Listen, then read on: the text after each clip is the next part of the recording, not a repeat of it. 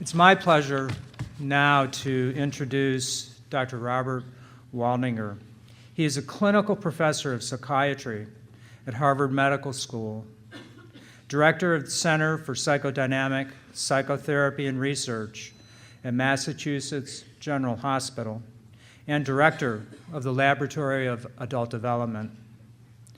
In 2003, he became the fourth director of the Harvard Study of Adult Development, one of the longest longitudinal studies of adult life ever undertaken.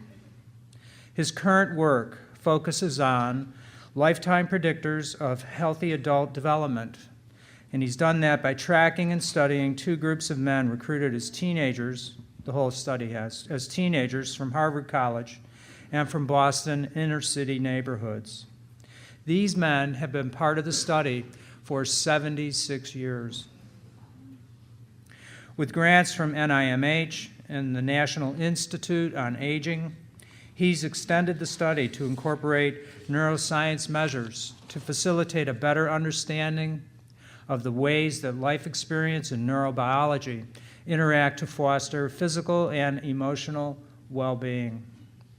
In the current phase of this research, he is studying the second generation to track the influence of early life experience on midlife health. Dr. Waldinger received his undergraduate degree from Harvard College and his MD from Harvard Medical School. He is the author of numerous scientific papers as well as 2 books. He is a practicing psychiatrist and psychoanalyst. He teaches Harvard medical students and psychiatry residents, and he's on the faculty of the Boston Psychoanalytic Institute. Lastly, but definitely not least, he practices and teaches Zen meditation. His presentation today is entitled, "Will You Still Need Me? How Secure Attachment in Intimate Relationships May Protect Our Minds as well as our hearts as we grow old." Dr. Waldinger.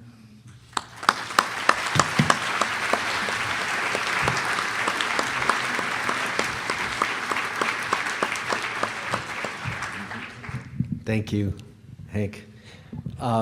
Good morning.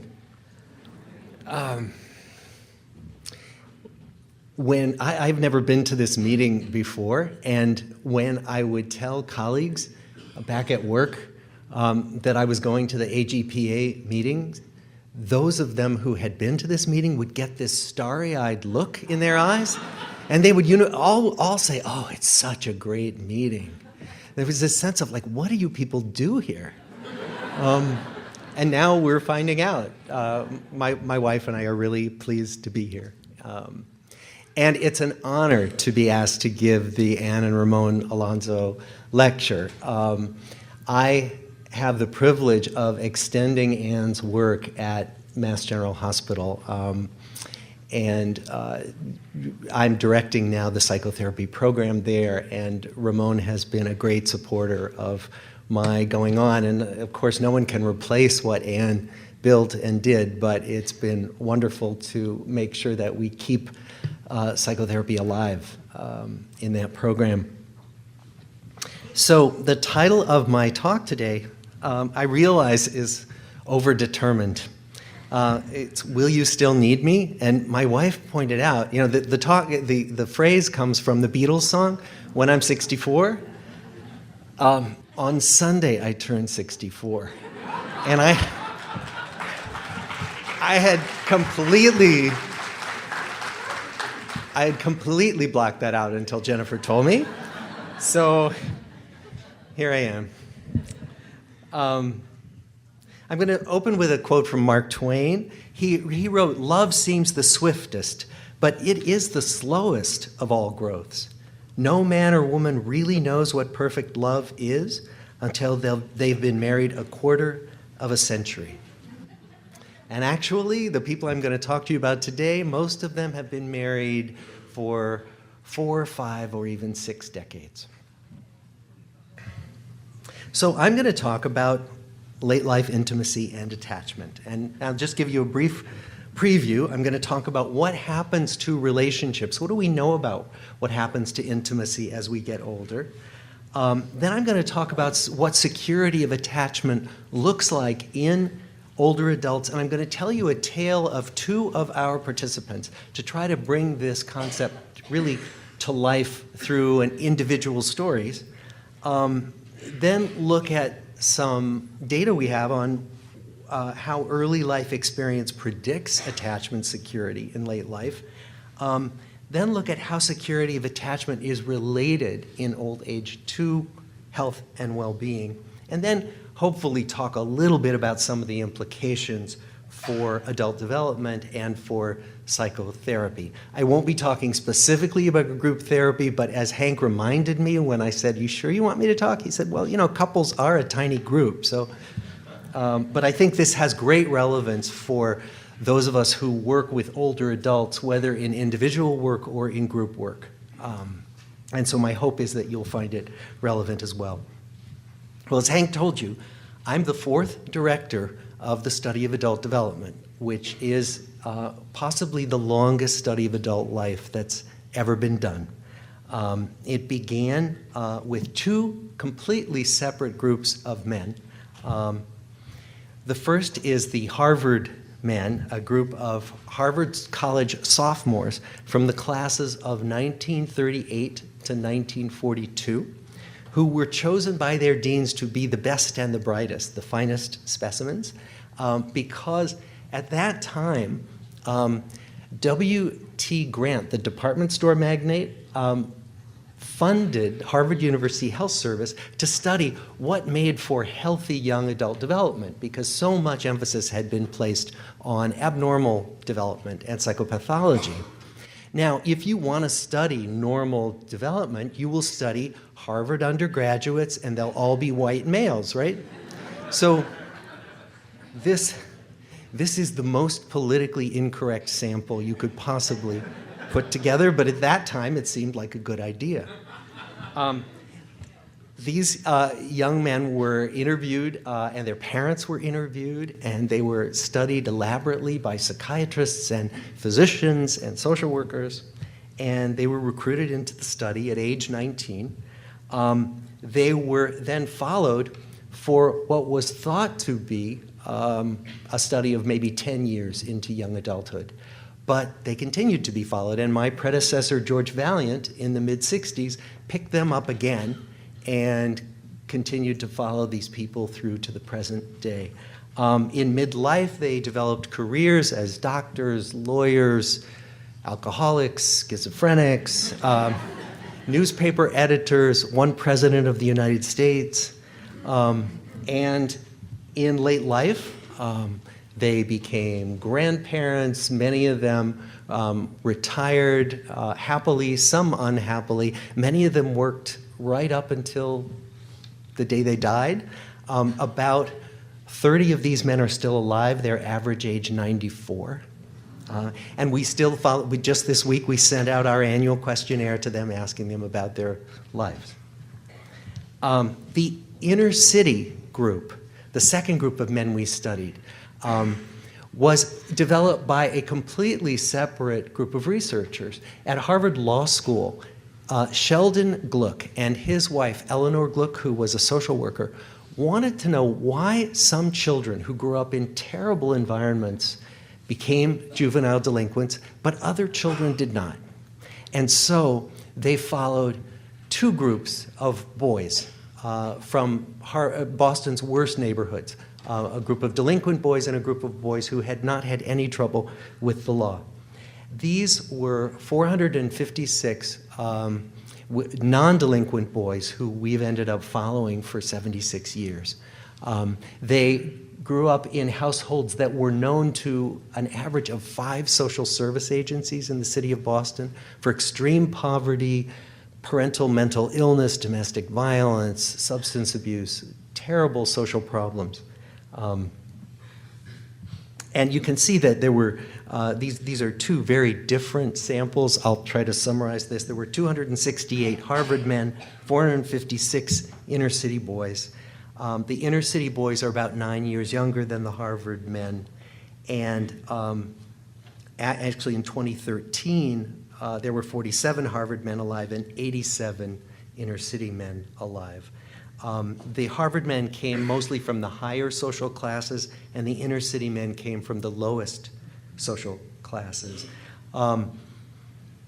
And again, the inner city men were also all white. And fortunately, when I looked back at the census data for 1938, the city of Boston was 97.7% Caucasian. So when we have to defend to the federal government every 5 years why they should continue to fund us when this is the most well, this is a sample that the government has trouble defending funding. However, what we do is we make it clear that we are trying to generate hypotheses about adult development that may be relevant to women, to people of color, and that then our hope is that they will go on to be tested in other samples, and indeed that's what has happened.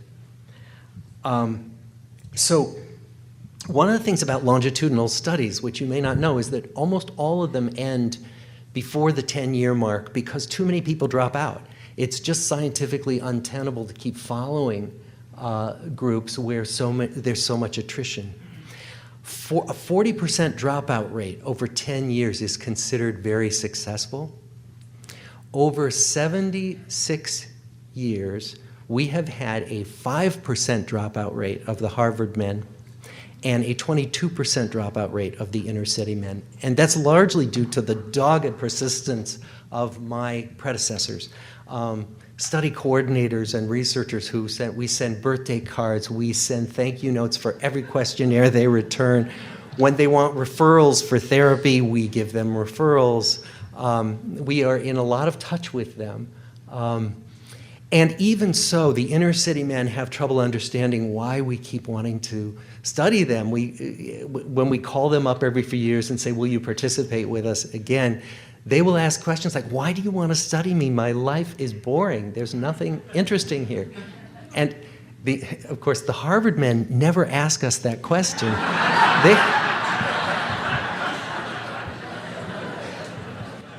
And that's actually helped in that of course we want to study them. And that means that our participation rates have been much higher.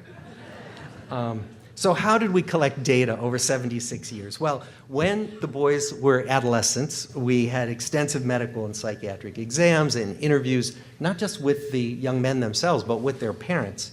And then over the next 76 years now, every 2 years we asked them to fill out questionnaires.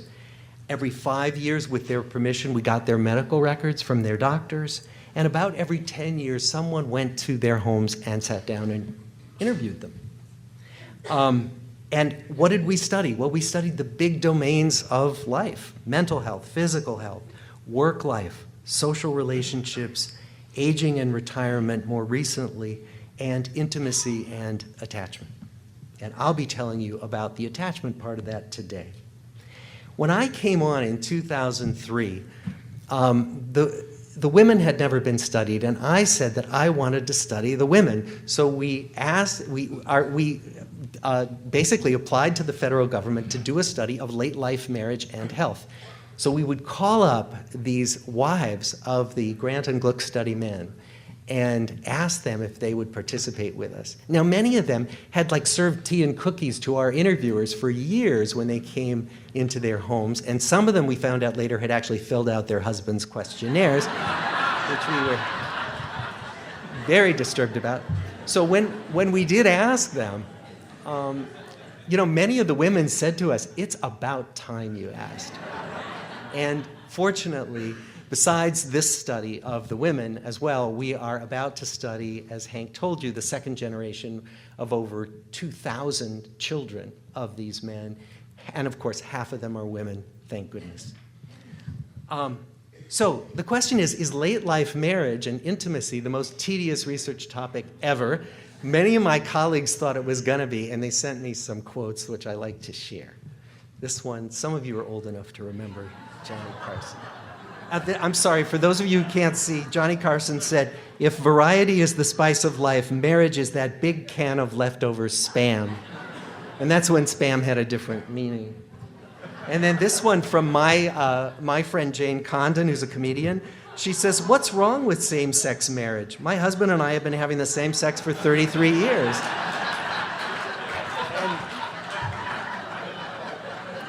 So this idea that there's a lot to learn about late-life marriage is one that many people did not share when we first undertook this, because there hadn't been a lot of study. Well, why should we care about late-life intimacy? As you know, our population is aging, so by 2030, 1 in 5 Americans will be over the age of 65, and many will be in partnerships. Most intimacy research is done on college students because that's where psychology professors live and that's their captive audience. And yet more and more older adults are seeking psychotherapy, often for relationship problems. And more of our younger adult patients are talking to us about their parents and their parents' relationships. So we've been studying what happens to marriage across the lifespan. This is just marital satisfaction. And for those of you who can't see, one of the things the research shows, and this in large populations, is that marital satisfaction is highest at the very beginning of the marriage, and it takes a nosedive when children arrive into the marriage. And then it goes back up pretty far after the children leave home. It only decreases again if the children come back to live at home. So all of this has a great deal to do with the intimate relationships of this couple who are aging together. Now, the quality of intimacy in late life matters a great deal, as it turns out. That in fact, we know that the more negative social interactions we have with partners and with other people every day, the sooner people become physically disabled as they age. That low-quality marriages may be more hazardous to our physical health than divorce. What we found in our study was that if you wanted to predict from looking at someone at age 50, what they were going to be like at age 80, how healthy they were going to be and how happy, that it was more important to know how happy their marriage was at age 50 than what their cholesterol level was at age 50 in determining what their physical and mental health were going to be like at age 80. And one of the things we know now from some studies is that marital discord and marital strain takes a greater toll on our physical health as we get older. And finally, the perception of loneliness is strongly associated with earlier physical and cognitive decline. And as we know, you can be lonely in a marriage, you can be lonely in a crowd, you can be content by yourself. So it is the subjective experience of loneliness that makes a huge difference in our physical health as well as mental health. So what happens to marital conflict as we age? This is a quote from Rita Rudner, for those of you over here, who said, "I love being married. It's so great to find that one special person you want to annoy for the rest of your life."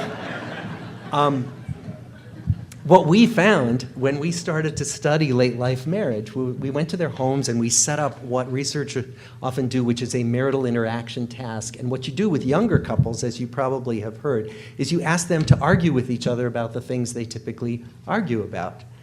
When we tried to do that, when we piloted our study with older couples, they couldn't think of anything to argue about. And they'd sort of try to trump up something like what they were going to have for dinner, but it had no emotional life to it. And we couldn't figure this out. And then and some of them would say to us, "Look, we used to argue about things, and we just don't bother anymore because we know how it's going to turn out." And that turns out to be true. When I went back and started reading the literature, sure enough, developmentally, the main developmental task for younger couples is how they're going to work out differences, how they're going to resolve conflicts. But for older couples, the developmental task that's primary is mutual support. So we changed our task when we studied our couples. And instead of asking them to argue with each other, we said, talk about your biggest worry with each other for 10 minutes, each of them. And then we got these wonderful, rich, lively, emotion-filled discussions about who was going to die first and who was going to need assisted living and all kinds of things related to support. And that led us to believe that studying attachment in late life was going to be particularly important. One of the things we know is that conflict in couples diminishes as we get older, that There's more affection expressed even when couples are arguing with each other. There's more affection expressed by older couples in the midst of conflict than there is by younger couples. And as I said, mutual support is the primary task. So now think about attachment. You know, as you all know, attachment is thought to be the foundation of human relationships. Certainly, if you read Bowlby and the many theorists and clinical investigators who've pursued this line of work, the idea is that there's a biological motivation first for the development of attachment behavior because we have a long period of dependence on caretakers for our very survival, and that there are certain habitual ways of engaging caregivers that develop before we even develop language. And then secure attachment is associated appropriately with becoming distressed when you're separated from your caregiver, contact seeking when you're feeling vulnerable, and then when you're feeling secure and the caregiver is available, you can explore, you can grow, you can move out into the world. That's the familiar scenario of attachment for infants. And what the thinking is that attachment is shaped by our experiences of closeness to caregivers early on. So for survival, we develop certain characteristic patterns. Secure individuals are confident that other people are going to be there when they need them. And so they're comfortable depending on others. Anxiously attached people are worried that others may leave them and that their needs are not going to be met. And so there's a constant checking and a reaffirming that the supplies are going to be there when needed. Those who develop avoidant patterns of attachment appear not to care about close relationships. But the theory is that they only appear not to care about closeness, and this is to avoid appearing needy because the theory is that they have been raised by caregivers who cannot tolerate those needs. And so in order to keep a caregiver close, you appear not to need anything. And many investigators now confirm that attachment is a prime motivator of behavior throughout life. Not just researchers on infant attachment and childhood attachment behavior, but adult attachment, and now a little bit in old age. And that's what I'm going to tell you about today. All right. So let's think about the paradigm of activating an attachment system for an infant. An infant gets exposed to threat, and they alert. The attachment system is activated, meaning often the infant is distressed, cries, brings the caregiver to the infant. There's this proximity seeking, and then when equilibrium is restored, the infant can go about its usual activities of exploring and being an active baby. Well, let's think about this in old age. Think about exposure to threats, like health scares. Activation of the attachment system, where people are terribly distressed, and what we see is attachment-related behavior, pulling in the people closest to you when you're frightened.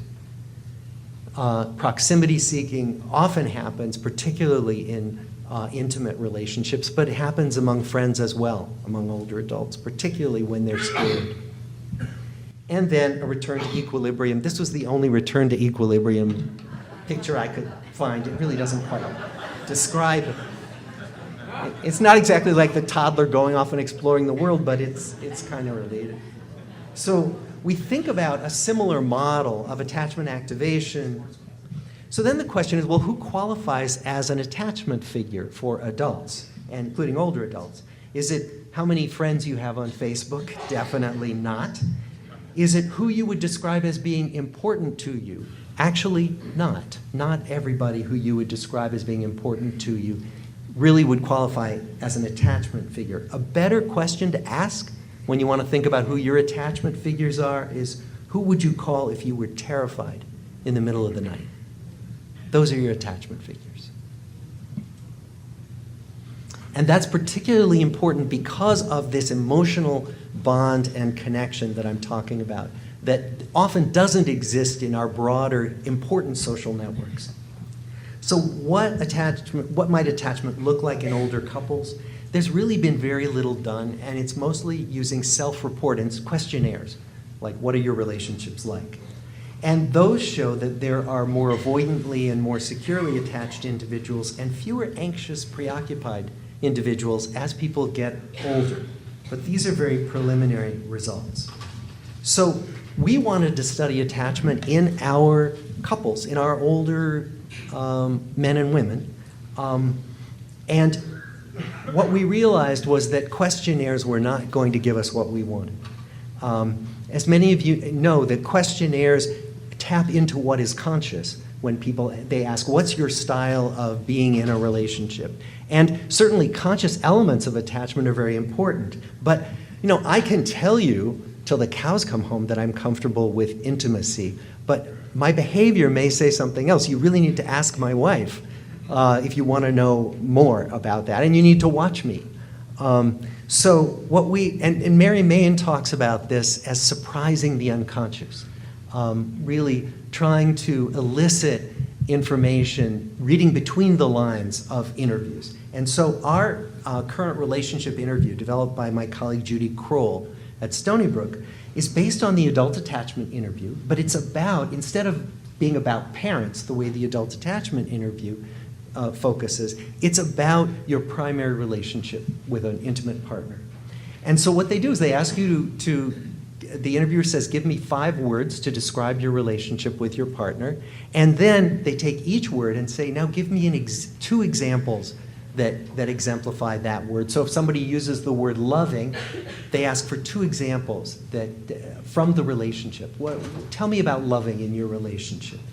And coherence is this very interesting rating that we do of these interviews that looks at whether, in fact, the examples that someone gives are consistent with the adjective. And you would be amazed. Some people will say loving, and then they will give you an example that sounds so not loving, so uncaring in the relationship. And so the degree to which examples cohere with the descriptors is a really important window. The other thing Mary Main found out, Mary Main is a linguist, and she was at Berkeley for many years. She found out that actually when you ask perfectly articulate people who are insecurely attached to talk about their intimate life, they will become disfluent. Suddenly there will be ums and ahs and incomplete sentences in a way there was not before, and then when they return to a more neutral topic, they'll become more fluent again. And so we also measure fluency as a way to understand security. All this, as a psychoanalyst, is stuff that I just love to do and is such an antidote to the questionnaires and the blood tests that we do in order to keep the federal government happy with our work. All right, so the ingredients of secure attachment that we score are the extent to which it's loving and care-seeking, and people are comfortable with care-seeking and caregiving, as opposed to people who really make it clear that they reject the need for attachment or are very controlling or very idealizing of their partner without really seeming to know who their partner is. All right, so we studied 81 couples. Their mean age of the men was almost 81 years old, and the women were 62 years old on average. Their average length of relationship was 42 years, although we had a newlywed couple who'd been married a year, and our longest married couple was 64 years. We did these interviews on home visits, and then after that, we went back to our lab and we called them every day for 8 days and asked them the same questions about what they did, who they saw, how much time they spent with their partners, what they felt like physically, emotionally, to give us a little snapshot of daily life in an older couple. And that's wonderful, because you would be amazed at some couples are totally in sync. We interviewed them separately, and they seem to live in the same house with the person they're describing. Other couples seem like they're living on different planets, and you'll hear a little bit about that. So I'm going to tell you quickly about 2 of our men to give you a flavor of the most secure and the least secure of the men in our study and what these marriages were like. I'm going to tell you just a bit about their backgrounds because, as we know, that's relevant to understanding their behavior in late life. And just to let you know, we have informed consent from these couples to bring this information here. Otherwise, we would never bring confidential information into even in an educational setting. So Mr. D is the first man I'll talk about. He was raised in an intact family by mother and father. He lost a sibling who died before Mr. D was born, but then Mr. D was the oldest of 4 siblings. He describes a very happy childhood of sports and sailing and running track. Went to Harvard, ran track, and his dad came to every track meet because his dad was a runner as well, and felt close to his mother and his father. Went on to become a private school history teacher for his whole career. And initially, George Vaillant thought he was one of the most boring men in the study. Turns out he ended up being one of the most happy men in the study. And when we followed him up in his 80s, he was happily retired on Cape Cod, teaching his grandkids to sail, gardening, and taking a 2-hour walk with his wife every day. Dr. M was also a sophomore at Harvard when he entered the study, but he had had a much more difficult childhood. He had been bullied as a kid for several years on end. And then when he was 14, his mother died. Father was a decent man and tried his best to take care of Dr. M and his 2 younger siblings, but father ran a resort hotel and was very busy and not so available. Dr. M had a troubled history at Harvard College, didn't make many friends, and didn't enjoy himself. He went on to become a pediatrician and met a woman in his mid-30s who he married. For a while, they reported a happy relationship, but then quite a bit of conflict, and eventually she developed chronic alcoholism and depression. And ultimately, when they were 75 years old, they divorced. And at that time, he met his second wife, and we studied him with his second wife, and that's who I'll be telling you about. And initially, that was a very wonderful marriage. Dr. M reported that they were very happy, and then gradually that marriage, too, was less and less happy, to the point where he said he would like to be divorced, but he didn't know what he would do at that late stage in his life. So just to recap their childhood environments, Mr. D had a very happy environment, no significant trauma except before he was born, the death of a sibling. And Dr. M was bullied as an elementary school child and then lost his mother to cancer when he was 14. So these are the interviews that these men gave us. The first question on the attachment interview is, give me 5 words that describe your relationship. So I'll read them because you all can't see them, right? So Mr. D's 5 words were about the relationship were comfortable, challenging, deep, pervasive, beautiful. Dr. M's 5 words were tension, distant, dismissive, intolerant, painful. When they were asked the question, when you're upset or sad or worried, what do you usually do? Mr. D said, I go to her, meaning his wife. I talk with her. It's very natural and easy and helpful. She's my confidant. She does the same. Dr. M said, God, I don't know what I do. I wait until I feel better. I mean, I don't drink and I don't take dope.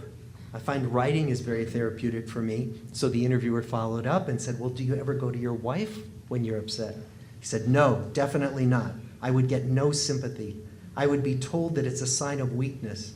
I mean, I can't tell you the negative signals I get all day. It's so destructive. Another question on the interview.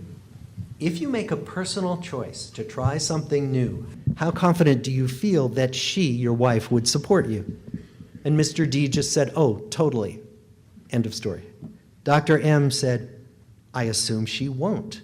That's my operating philosophy. I'm sure she won't, for no other reason than I suggested it. So I make very few suggestions. Have you ever considered separating or getting a divorce? Mr. D, no.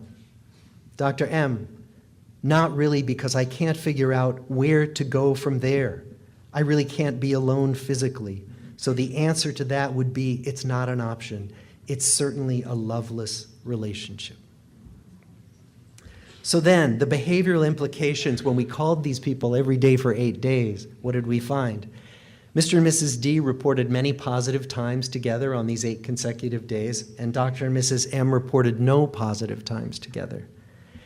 Mr. and Mrs. D had 5 disagreements, 5 arguments that were easily resolved. Dr. and Mrs. M had 3 disagreements with no way to resolve any of them.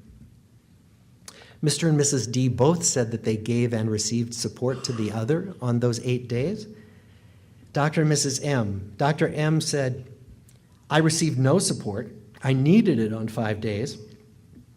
Mrs. M said, I gave him support on 6 days. Dr. and Mrs. M on daily life. Dr. M said, I pray every night. My personal God doesn't get mad at me. He accepts that I have strengths and weaknesses. Mrs. M said, I wish I had someone I could have a laugh with. My dog is the joy of my life. He's so responsive and friendly. So now I'm going to tell you quickly about pulling back from these 2 men. We analyzed 162 people, 81 men, 81 women. We analyzed their interviews. It took several years to develop a reliable system for doing this and turning it into numbers, but we got very good reliability. We had everything coded by 2 raters and any discrepancies resolved by a 3rd. This is just my research superego talking now. And so what does late life attachment look like? Well, it turns out that when we did a factor analysis, so we see, well, what hangs together? There were 13 variables that we coded, and we expected to get different flavors of anxiety and avoidance and security. Actually, we got one big factor. We got one big continuum of secure to insecure. And everybody sort of arrayed themselves on a continuum from most securely attached to their partner to least securely attached. We found that people's level of security was strongly correlated, so that the people who were most secure were more likely to be with more secure people, and vice versa. And we found that early life experience predicted security of attachment 60 years later for these men. We don't have these data on the women, but the quality of the men's relationships with their fathers was significantly correlated with the security of their attachment to their spouses. And now 0.23 doesn't look like a strong correlation, but across 60 years, it's actually phenomenal. The relationship with the mother did not turn out to be a significant correlation. We thought it would. But this seems to be something that's important for these men. There's something about male development that relies on a solid relationship with the father, and we find this in many aspects of our data. And that the warmth of the childhood home in general, the more warm your home was rated by interviewers when they went to visit your home in the 1930s and 40s, the more securely you were attached to your partner in the early 2000s.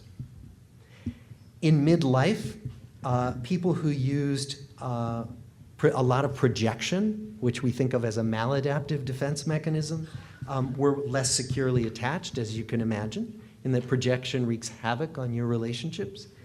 And people who used repression, there was a moderate correlation, didn't quite reach statistical significance, but a fair amount of repression was associated with secure attachment. Maybe because we put some things away and we just don't go there. Then we found that concurrent well-being was strongly associated. So we looked at these people's security of attachment in their 80s, right? Marital satisfaction, no surprise, was strongly correlated with how securely attached they were, both for men and women. Their mood over 8 days, the better your mood, the more securely attached you were, vice versa. These are correlations, they're not causation, there's no direction there. And the number of disagreements over 8 days, if you were more securely attached, you had markedly fewer disagreements with your spouse. And this was both men and women.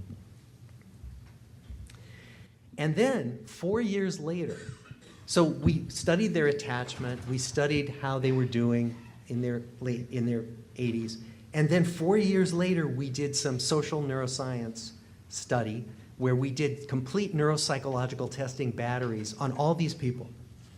And what we found, first of all, was that 4 years later, secure attachment predicted greater satisfaction with life, less negative emotion in recent weeks, and less depression.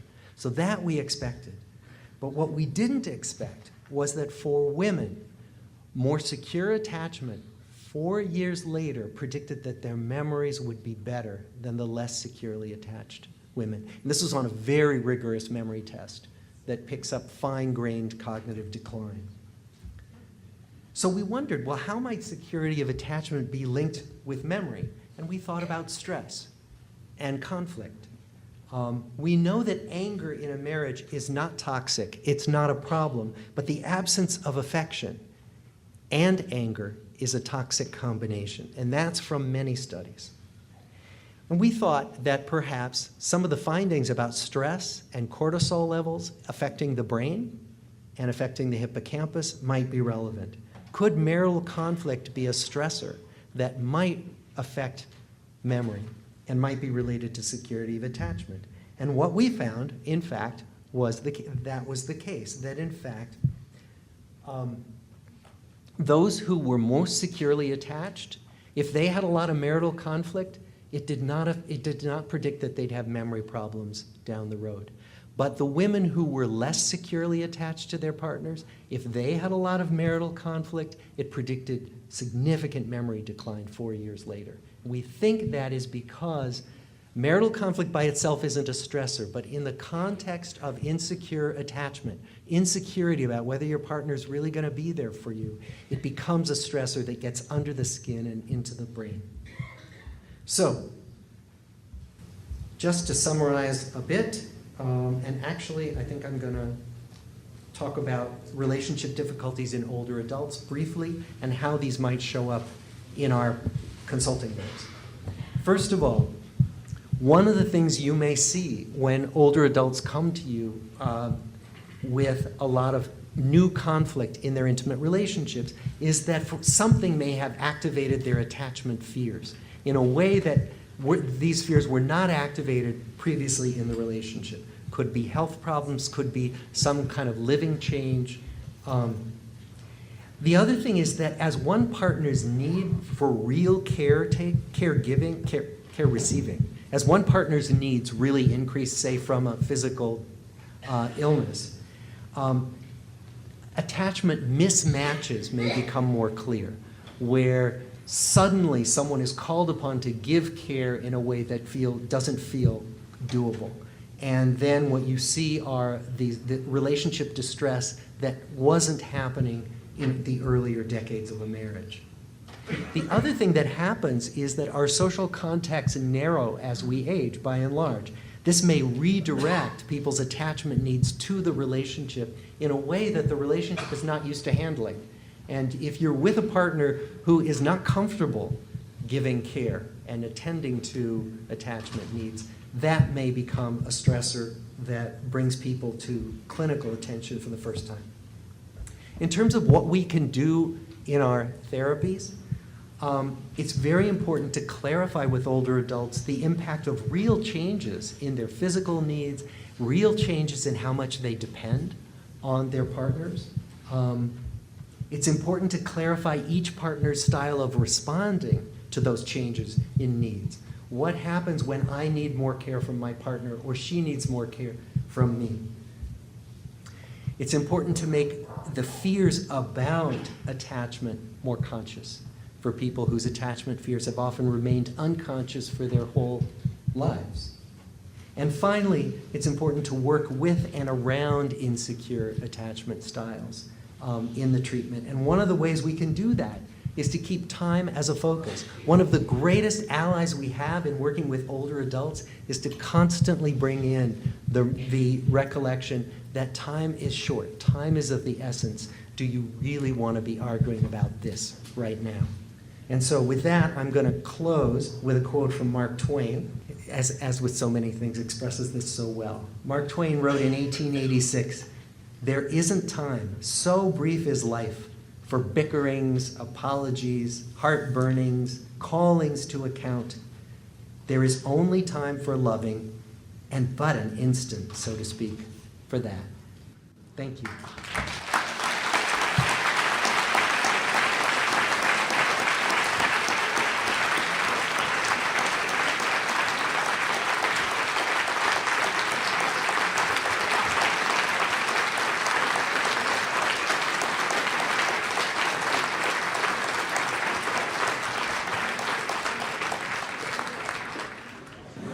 Are there any questions? Yes. That's a really good question. Are there studies of couples who are not married? And actually, what I didn't include, I'm glad you mentioned it, is that some of our couples weren't married.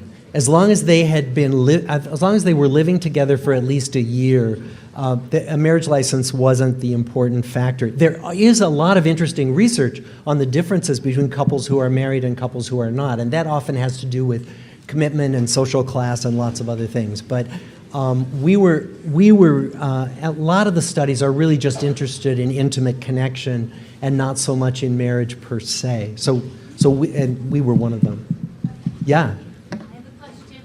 So the question was, did we have people who were really mismatched, where one person was insecurely attached and one person was securely attached, and did the insecurely attached person become more secure over time? We didn't measure that in our study because we only did this at one point in time, but you're pointing to some research that has been done that suggests that insecurely attached people who marry a securely attached partner can become more secure over time, that this security of attachment is malleable, and it's pretty clear now that that's the case, that it's not just that once you have a certain attachment style when you're an infant, that's it. But there does seem to be a lot of healing that can go on in couples in terms of security. So right now, what we're studying, we just got a grant from the National Institute on Aging to study the children. So the children are mostly in their 50s and 60s, and what we were trying to see, well, what is it that we could uniquely contribute? And so we're studying childhood adversity, the quality of their childhoods, and how it predicts what they're like in midlife. That in and of itself is not so new, except that no other study has data from their parents reporting every 2 years on what their childhoods were like, what their home life was like. And so what we're going to do is look at the parents' reports of their home life in relation to what they're like now. Because one of the things we know is that if you grow up poor and if you grow up in an unstable family, you're more likely to have earlier health decline, earlier diabetes, earlier heart disease, metabolic syndrome. And we're also going to be able to compare what the parents said about the childhood environment with what the people in their midlife now recollect, because most studies will never be able to have those data. So one of the things we're going to find out is, are there some things that people can recollect pretty accurately, so we don't need to worry about going back 50 years? And is it even, in some ways, is it more important how you remember your childhood in terms of predicting your health and well-being than what your childhood was actually like? So that's another thing that we're going to test. That's the main thing we're doing right now. Yeah. So the question was, have we looked at how dementia affects the security of attachment in the couple? And no, we haven't. I don't know if anybody's looking at it specifically from an attachment perspective, but I know there's a lot of work going on about what happens to dyads as one partner starts to decline cognitively. Yeah. This is not a study of therapy, although because I'm a therapist, I wish it were. But no, we haven't done that. But we know many of our people have been in therapy, but we have not done good data collection about what their therapies were like or what the changes were.